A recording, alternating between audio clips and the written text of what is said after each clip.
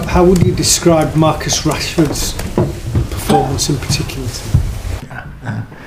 Again, great performance. Staying in the game, but I think it was from the first minute in the game.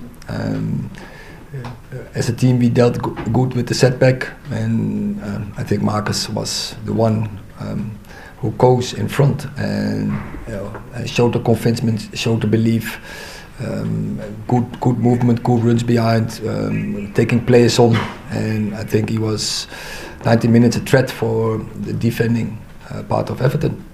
He's scored in five games in a row now, and you've said you don't really set targets, but you know what he's capable of. How far do you think he is in his development, and how lethal almost could he become as a striker?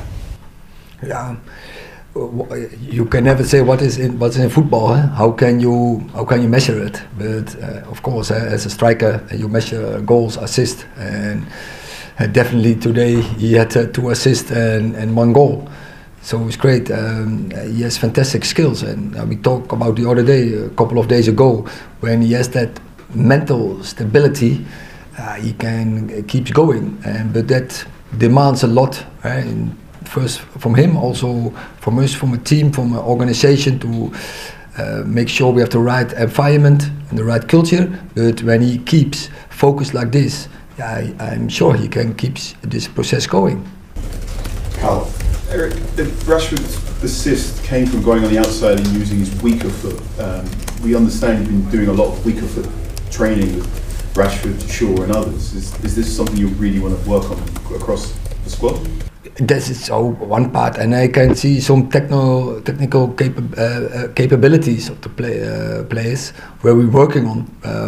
Although we don't have so much time, but it's clear he can work on his weaker foot. He can work on his heading, but I think many other skills he's so very good. It's more about, I think, bring him in the right position, and he has to do it. But make sure that as a team we create spaces so he's coming in his strength, and that is Marcus doing really well, but also the team is doing very well to get the right shape so he can bring his strengths in, and I think then he's unstoppable with his speed, with his dribbles, with his directness. Is this Benny McCarthy's influence as well?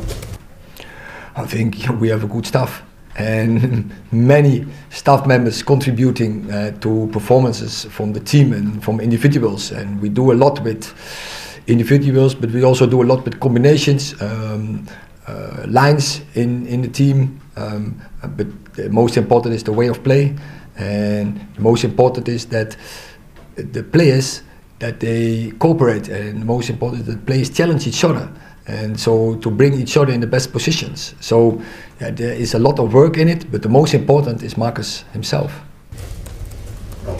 It's now 7 wins in a row. Are you feeling that momentum now, and that particularly heading into the games against City and Arsenal, that the belief and the confidence is right there to go and try and win those games? I think we have a good belief. I think first of all it's about that we keep the freshness, and with so many games, and I think with one or the other player today I could see that the load was high. So we have to also make sure that we get the right balance in load and in relaxation, and that the players keep fresh for the good games, who are coming, for the good challenges, because we know when you want to face the big games, who are now coming, City, Arsenal, also Leeds, for instance, you have to, your physical performance has to be top. Do you want to have a chance to win those games? So that is what we have to work for. That is a responsibility first from the player. What are they doing in their free times then? To get ready for the next game, because they're going to be tough. They're going to be the highest intensity. And when we then playing in the discipline, we have a chance to win also those games. We already proved. Talk about those challenges of the good games, because Charlton doesn't necessarily fit into that. How much can you rotate next week? I have in my mind, but it's in the background. Anyway, I have a plan.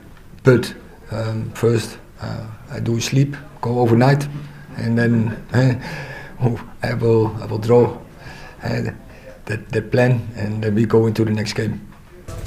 Erik, your first experience of the FA Cup this evening, you're playing Everton, a team who are in the bottom three of the Premier League now, but it shows there are no easy games at this level. People saw the final scoreline, they felt it was an easy game for you. It was a really tough evening.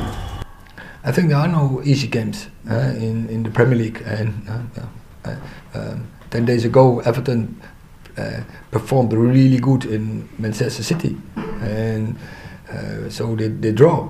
And so you have to be ready for every game, and I think every player in our squad knows when you're 99%, you don't win games, and so we have to be 100%. And your question about FA Cup, I like KO games. It's about do or die, and today I think we had a team. No, I have to correct myself. We had a squad who was determined to win this game.